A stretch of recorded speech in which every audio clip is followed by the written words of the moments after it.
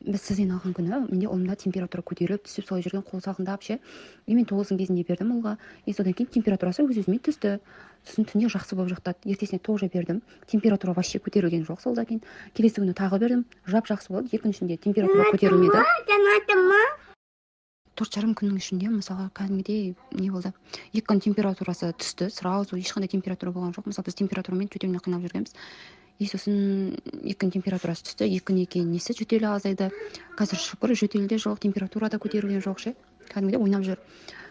Бұмен ауыратын балалар қазір өте кәдімгідей 2,5 апта болды уже ауырып жатыр ше. Қазір инфекционный больницада жатыр ше. Кеуделері не істеп жөтелмен.